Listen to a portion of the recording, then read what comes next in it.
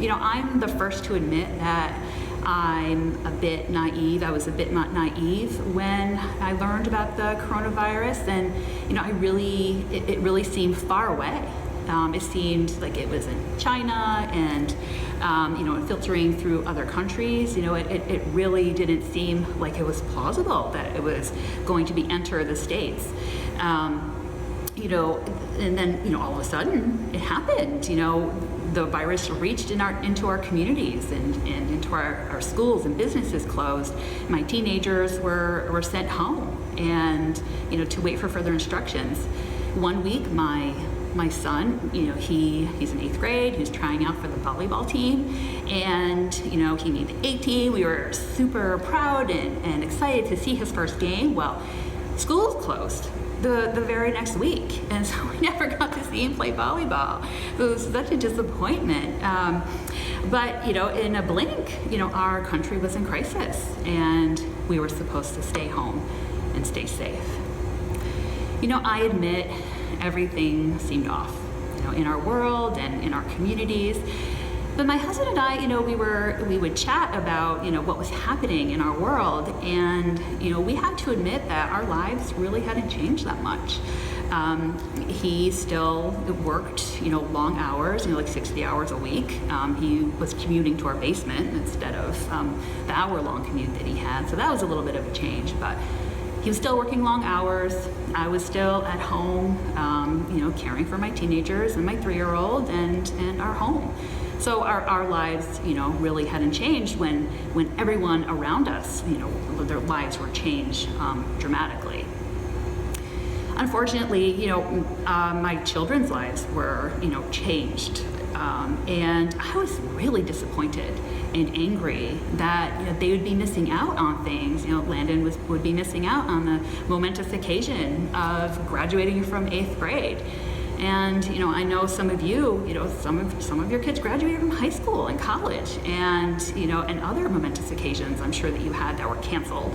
And I was just so disappointed and angry, at this new normal that we had to accept. So every morning I get up before Aubrey, my 3-year-old, wakes up, and I spend time with God. And I remember, at the start of this virus, I would tell God, I am really angry. I wasn't angry at him. I was angry with this virus and how it changed the lives of the people that I loved.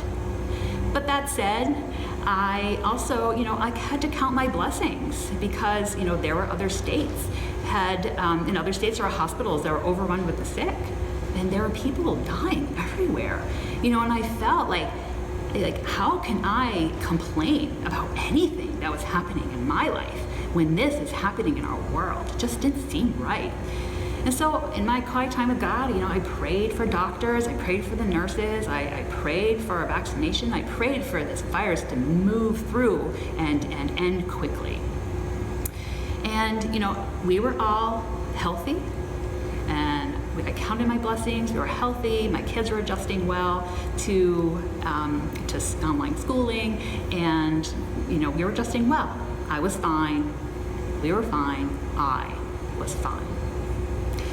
Then one day, at the end of week 1, I put Aubrey down for a nap, and usually I can't go for walks because there's no one home to stay with her, but I had 3 people to stay home.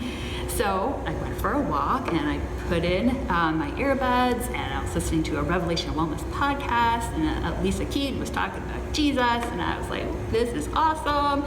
And then all of a sudden, this guy sprints by me. So I'm on the sidewalk, right in the middle, and this guy, he's on the edge of the grass, really close to me. And he was so close to me that I could hear him breathing, even though I had my earbuds in. And instinctively, I was startled, and I jumped out of the way because I thought he was going to attack me. And my body began to manifest these really weird things where, my fingertips began to tingle, my heart was beating hard, I was sweating profusely all of a sudden, and I began to cry. And, as I watched this man, just continue on his way without any regard for me, I was embarrassed and confused. I wiped my tears. I'm like, what's wrong with me? And I actually reprimanded myself for feeling like this person was going to be attacking me in broad daylight. And so I knew I had been rattled, but I told myself I was fine.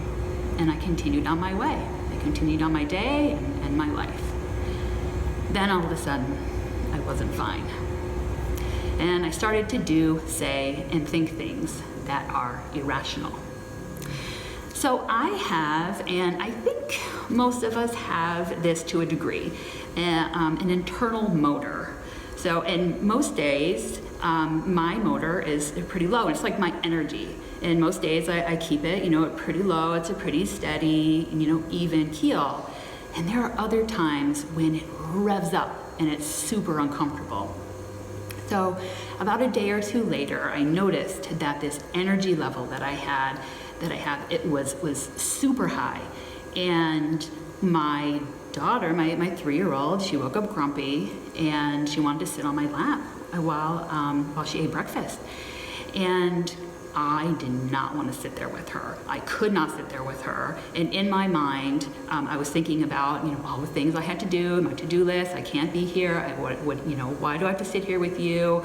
And my leg began to bounce. And she even said, Mommy, why are you bouncing your leg? And I felt trapped.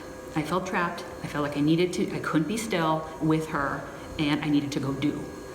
Her sitting on my lap made me feel trapped. The next thing that I noticed was that the normal clutter of my house became catastrophic, and everywhere I looked, I saw chaos. It was little things on the floor, little toys on the floor, a knick-knack that was out of place, and a few dishes in the sink, and I would lose it. I would lose it with my family. Like, why am I the only person doing anything around here? Why can't you do anything? Why are you the dishes and this and this? And it was just chaos every single place that I looked. And then one day at dinner, I sat down at our table, and our table faces our busy road. And I saw 2 teenagers, a boyfriend, girlfriend, ride their bikes by our house. And this was about week 2.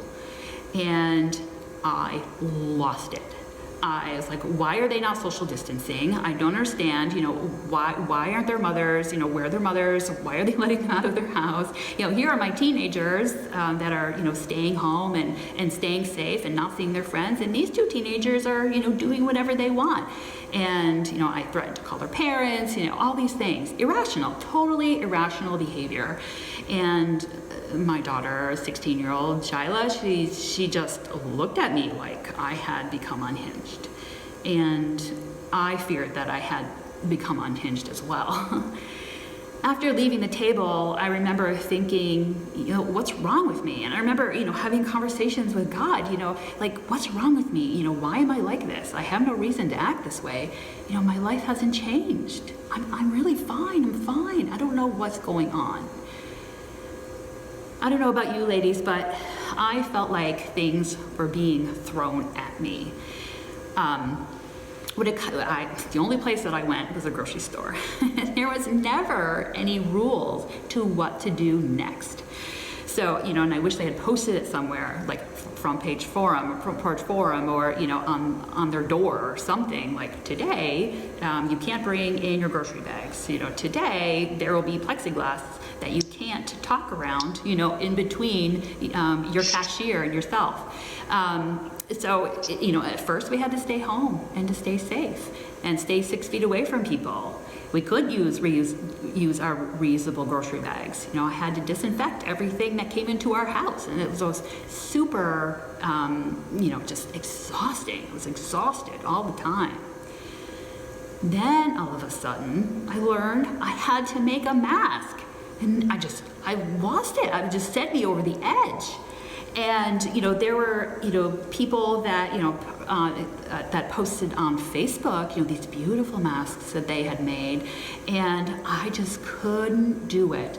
I couldn't physically grab my sewing machine, and grab, random cloth, and couldn't find where do I find elastic? Where do I find these things?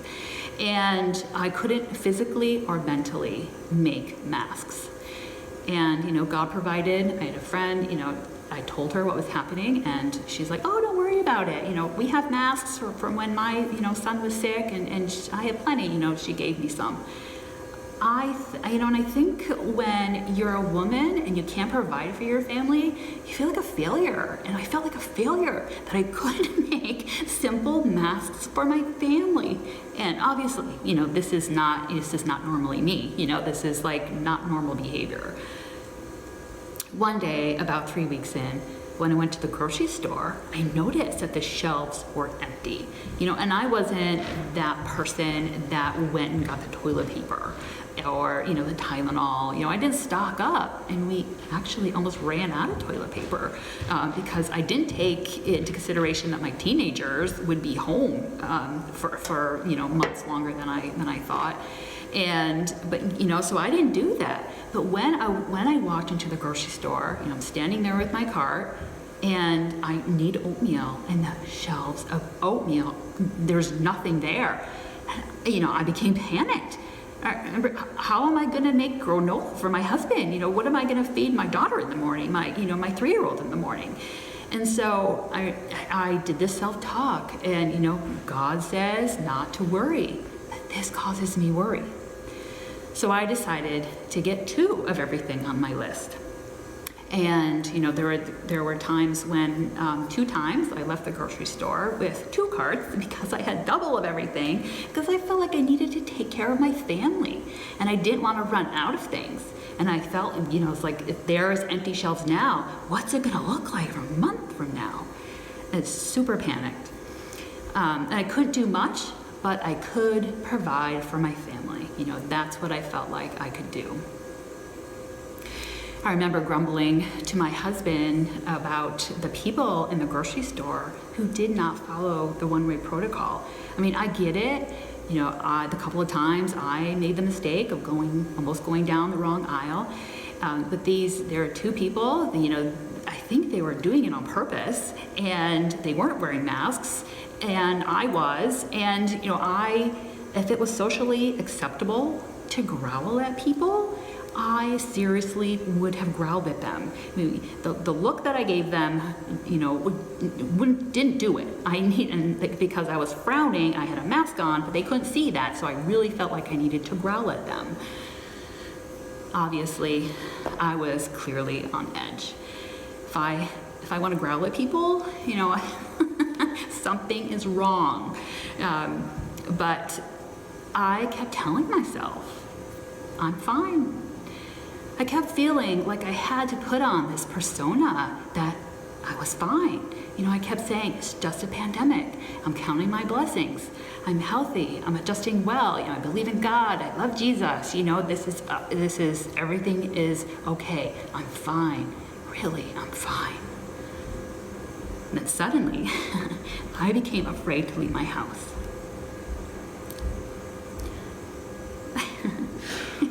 My daughter is laughing at me because I tear up.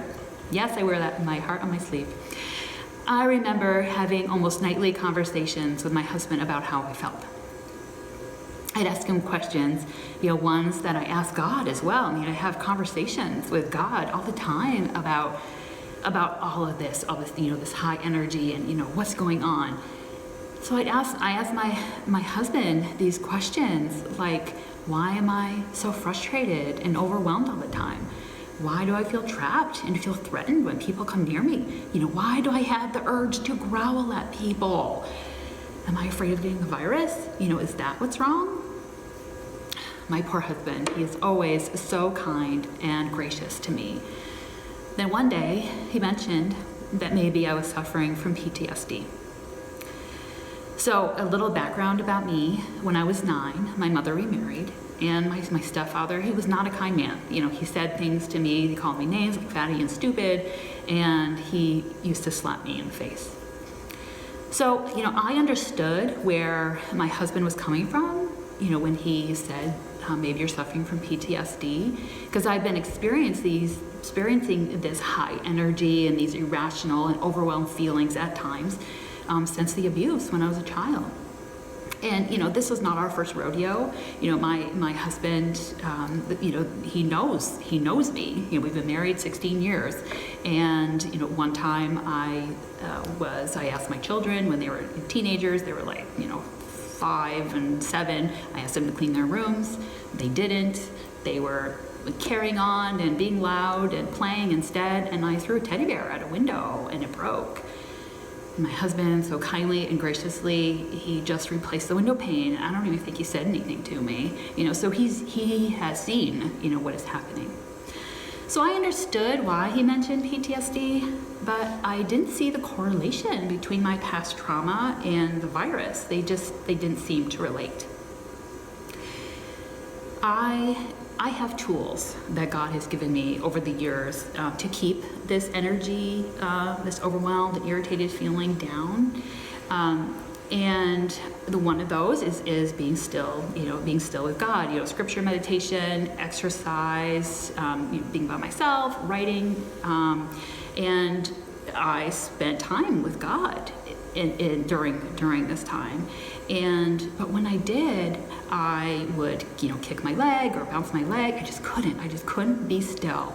And when I spent time with God, I felt trapped. So I use one of my other tools, which I do every morning. I exercise.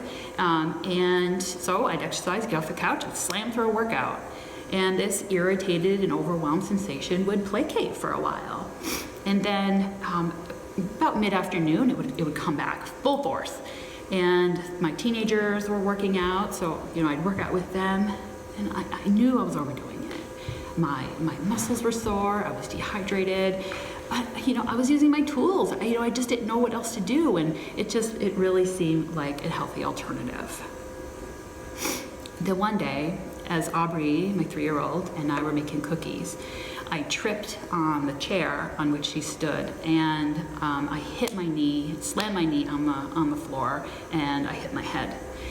And the impact was so severe that I woke up. My daughter, Shyla, whose room is right above the kitchen, and she came running down the stairs to see, what had happened.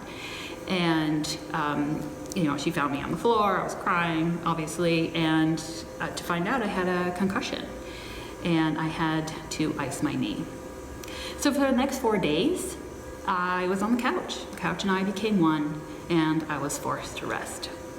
I couldn't use any of my coping mechanisms. I couldn't use any of my tools to try to ease my uncomfortableness, and I felt trapped, not just inside my house, but inside my body.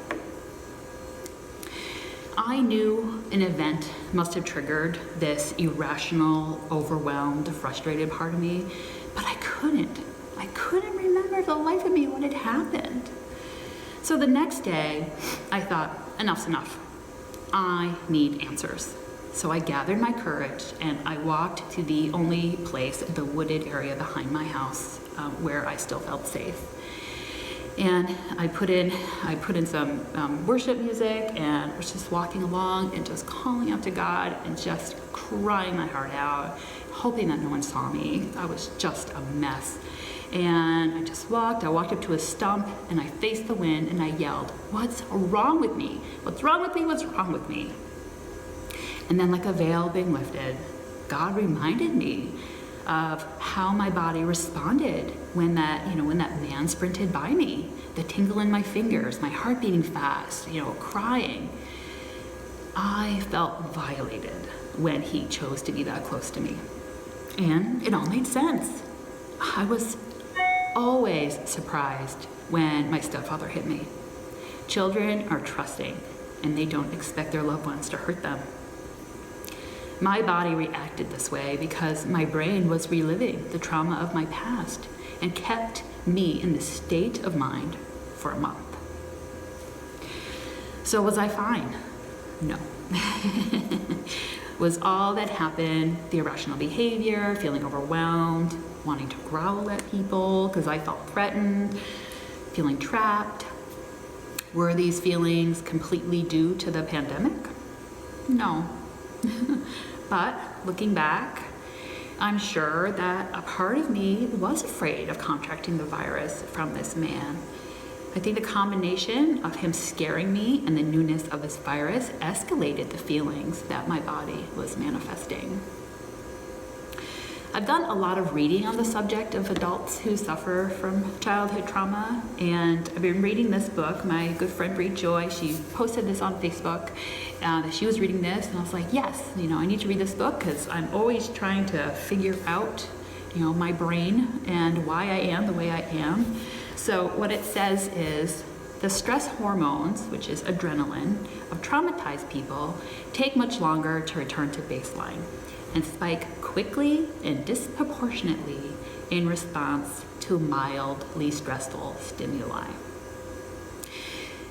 Please hear me that you don't have to be an adult of childhood trauma to experience this spike in adrenaline. People experience traumatic events every day, from divorces to deaths in the family. The pandemic is one of those as well. And, they can affect how we react to things. As I retell my story, it may seem like I was alone in the storm, but that's one great thing about God is He tells us that He will never leave us. And actually, there are over 100 Bible verses that says this truth. Sometimes He gives us simple things to remind us of this truth. There's a song by Hillary Scott and the Scott family called Thy Will Be Done. And the refrain in the middle of the song says, I know you hear me. I know you see me, Lord. Your plans are for me. Goodness you have in store. During that long month, I repeated this refrain. There were moments when my adrenaline level was so high that these words were all I could say. They were all I could hang on to. I know you see me. I know you hear me, Lord. Your plans are for me. You have goodness in store. You don't have to go through something traumatic to be overwhelmed with this pandemic. Psychologist, analyst, and author Polygon Eisendrath says, our brains are pre-wired for flight or flight response. When you feel threatened, you have an automatic desire to predict, control, and to push and pull on our experience to get an outcome that you want. She goes on to say that it's challenging for a plugged-in person living amid a virus whose arrival and after effects aren't easily foreseen. Our future is unpredictable right now. We don't know if there is going to be a vaccination soon. We don't know when our children, or if our children are going to have, school in the fall. When will our children be able to play on the playground again? Something as simple as that. And I think we all can, question whether our lives will ever be the same. We are always going to remember 2020, the year of the pandemic. But who is predictable?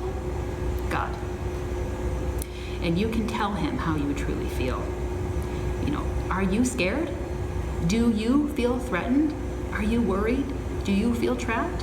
Are you angry at this pandemic? These are all normal responses to what is going on right now. Yes, we should bring these feelings to God, but it's okay to feel your feelings. God loves you and wants to hear all about it. Remember, ladies, He sees you. He hears you. His plans are for you, and His goodness is in store.